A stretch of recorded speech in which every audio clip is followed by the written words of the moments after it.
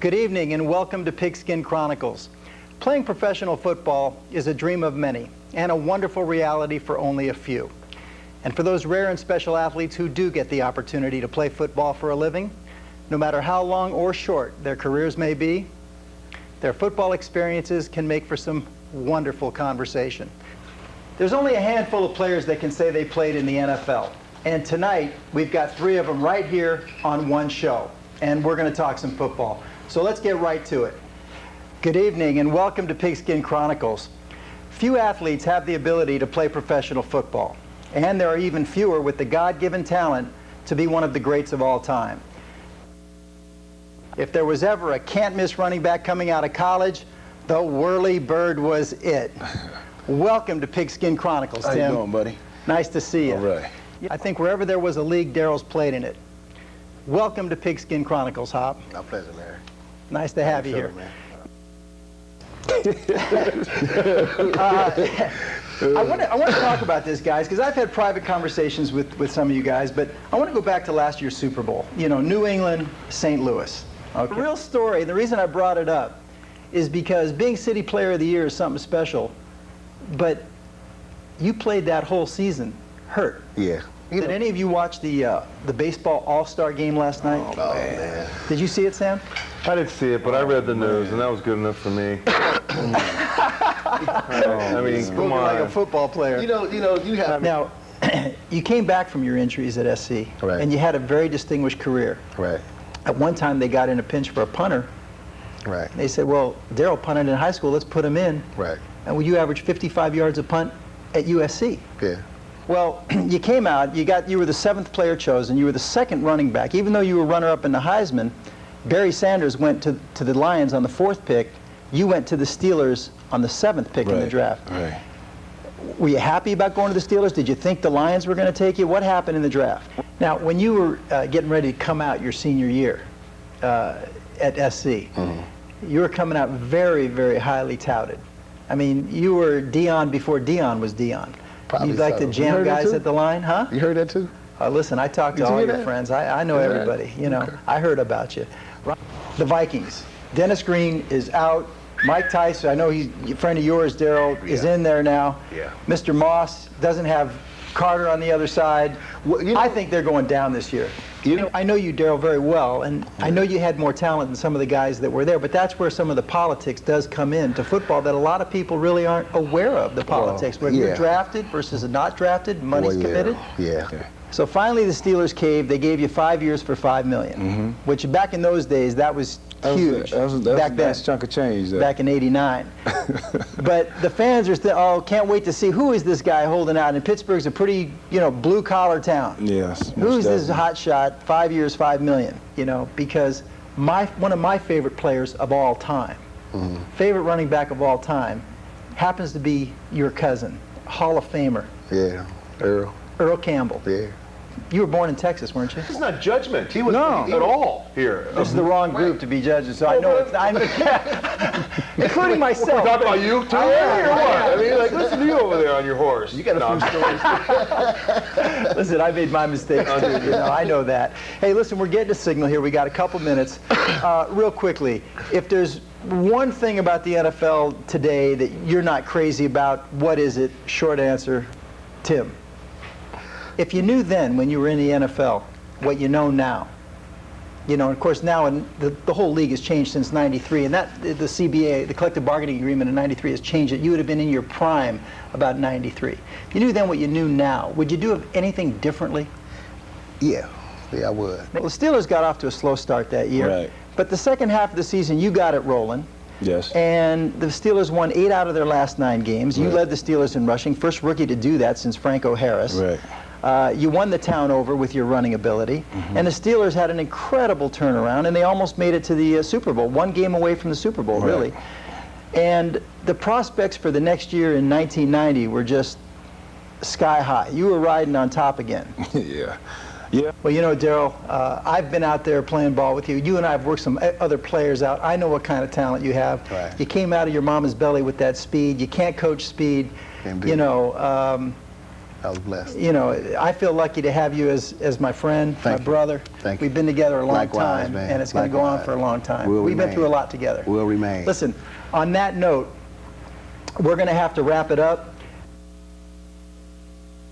Tonight we're going to be wrapping with Darryl Hopper. Hops hit a few sleds in his career.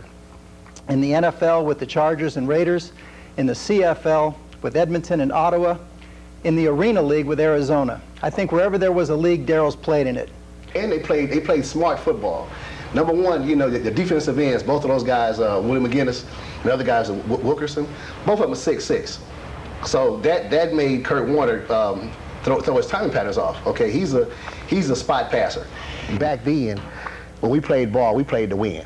Whoever had to do whatever, if a running back had to play guard, you played guard to win. I mean, that was the difference in then and now from what I see. I could be wrong, but I know back then, you know, if I had to play a position, I'd play it. It didn't matter. I just wanted to win. Tonight I'm completely pumped up and jazzed to have with us an old friend that can give testimony that talent alone sometimes is not enough. Tim Worley. He was runner-up for the Heisman Award when he was a Georgia Bulldog in 1988. He was the 7th player chosen in the first round in the 1989 draft by the Pittsburgh Steelers. And at 6'2", 225, and a legitimate 4'3" in the 40, if there was ever a can't-miss running back coming out of college, the Whirly Bird was it. Welcome to Pigskin Chronicles, Tim. How you doing, buddy? Nice to see you. All right. Yeah, you know, it's kind of funny because I had this special bus that had to come to pick me up, and we all know about the little short bus. You know, everybody that rides a short bus, they ain't all, you know, whatever. it's kind of, and so I had a complex about that, and I just stopped going to class because I was feeling sorry for myself. And plus, it's an all-star game, man. I mean, people they want to see their favorite baseball players go out there and play and win. It's like the pitchers today, you know. Usually, I mean, back in the day, you could take a pitcher, and he would pitch all 9 innings if he was throwing right. Now you got guys that come in and pitch 5 innings, take them out, you know. Right. You know, why can't they put a position player in there to pitch? Exactly. Any one of those players could have thrown the ball Exactly. over the plate, and they gave it over maybe in an inning or two. Right. Yeah. And now we're done. I mean, but that's just good. That's baseball. Yeah. You know? It's true. It's baseball. Right. That is baseball. That's probably why They were like, some no, of you guys love they probably took like a vote in the inning, like, you know, so you knew they want to pitch, and, you know, it's getting down the wire, and everybody was like, I ain't pitching, you know, and they're like, hey, let's call it, you know. It took a lot of yelling, screaming, bantering, and a lot of To motivate them. candor to really motivate these kids because they don't really get it. Last college game, yeah. Talk about that. What happened? Man, give me some tissue. I might start crying again. Yeah, you know well, what I'm saying? have some coffee. No. You know. You know, yeah, I went through, you know, I had a nice career at SC, but in my last college game against Notre Dame in the Coliseum,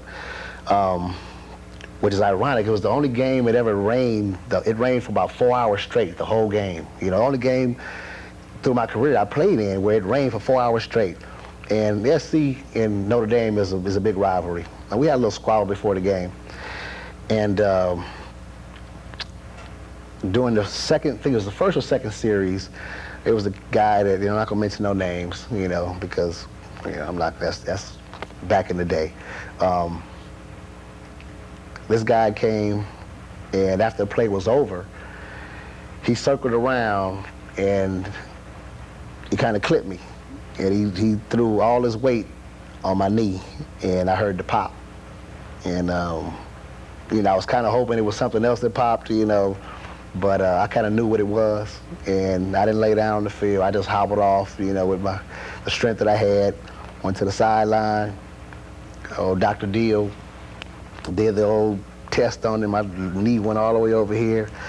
He said, meet me in the Meet me at the hospital at 5 o'clock in the morning. Don't eat or drink after 12. Surgery. Surgery. So you went from being potentially a top 10 pick in the draft Right. to not getting drafted. Not getting drafted at all. Yeah. Not Still getting- haunts me today. You know. A lot of folks think, oh, that's just a, it's just a game, this and that. But when you've been playing for all your life, you played ball all your life. That was your dream. It was like your dream was snatched away from you, man, within not even a second. And then too, for it to be so cheap. You know what I mean? It's like dying. Who wants to die cheap? And that's what I felt like. When that moment happened, it felt like somebody just walked up from behind me and shot me in the head. You know what I mean? But I went out with a friend of mine, and we had been drinking, and got pulled over, and I got a DUI, right? And I had blown the legal limit, right? And in the NFL, once you get a DUI, that automatically puts you in the system. It means that it's giving them the opportunity to check you, right? To do a drug screen, right? And I had already was experimenting with cocaine at the time, and I remember the night before the DUI, I had used cocaine, right? And when I got that DUI, I was like, it was all over the news, you know what I mean? I was trying to figure out how I was going to tell my mother. But you know what? My mother, she saw my picture on the face on ESPN at 7 o'clock that morning, and I had to tell her. Yeah. They had a picture of me smiling, you know what I mean? I didn't think it was funny, though. Well, my ignorance to the game, my ignorance just to life, kind of interfered. At that time, I was close to home. I was in LA, surrounded by a lot of negativism, I just wasn't mature, and I didn't have anybody really to tell me what was going on. Running back and forth to LA, back in those days, get you in trouble. And I was warned by a mentor of mine. I'm not gonna mention any names, but he told me, he said, boy, stop going back and forth to LA. LA's, is hell. So I ignored it. And eventually, it was my downfall, But you see, so many receivers now, they don't go up for the ball. They don't catch the ball in their hands. They trap the ball, and New England just came out and smacked them right in the mouth. I hate to say it, but it's the truth. These sure kids is. these days, you with the Nintendo babies, man. They sit inside, man, and play Nintendo all day long, and they go out there and wonder why they're not tough enough. 9 plus 1 equals 10. So I said, give me 91. Let me catch their reaction on this one, you know what I mean? You know what, I think Carter could have been a hindrance, man. I think he's a great leader, probably the best hands ever playing the game. No doubt about it, he's a competitor. But when you look at a talent like Randy Moss, Hadn't been doing any hitting or anything, and I mean, the timing was not there. And, fumbled 3 times, man. Again, But I think Daryl's still mad at Chris Carter when he was at Ohio State in the Rose Bowl, and Daryl got. come on, man. I knew there had to be a reason why. I mean, raw bone, tough, it's in the blood. For years now, Minnesota, they relied on speed on defense. A lot of their guys aren't that big. Right. It was such a blasé atmosphere, and they all their Letterman jackets on, and they all felt like, I'm cool enough. Right. I really don't want to get out on the field. This guy, John Elway, had an arm of a grown man in the 10th grade. Once you're hurt, you feel like you're not a part of the team anymore.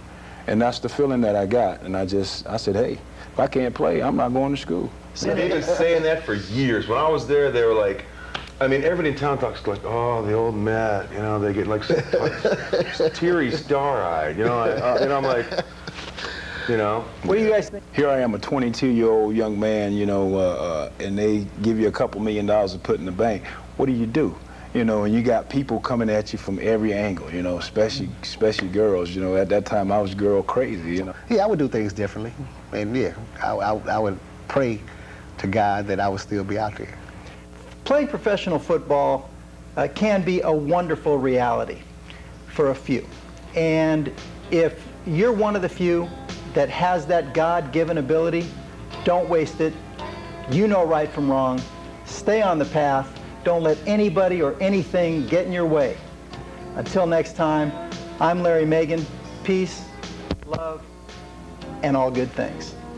You know, if tonight's show showed us anything, it's that you can take the players out of football, but you can't take the football out of the players. If you're still playing the game at any level, cherish it because it doesn't last forever. Peace, love, and all good things.